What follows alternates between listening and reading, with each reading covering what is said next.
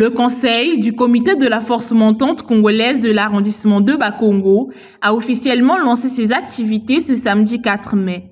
Après l'installation définitive de ces instances dirigeantes en mars dernier, l'heure est à présent à la matérialisation des différentes résolutions prises afin d'atteindre les objectifs fixés par cette union catégorielle du Parti congolais du travail, avec en ligne de mire l'élection présidentielle de 2026.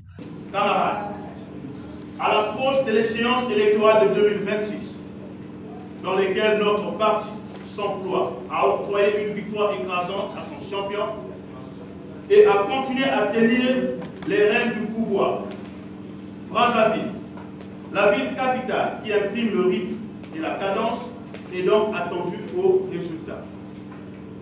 La jeunesse du Parti congolais du travail, que nous représentons, devrait se mettre déjà sur le terrain afin de ratisser large. Cela doit se faire dans la discipline, la cohésion, la camaraderie et dans l'observation stricte du mot d'ordre de notre grand et glorieux Parti congolais du travail. Pour les dirigeants des sections, il s'agit désormais de faire preuve de responsabilité dans les missions qui leur ont été confiées, notamment celle de mobiliser les troupes.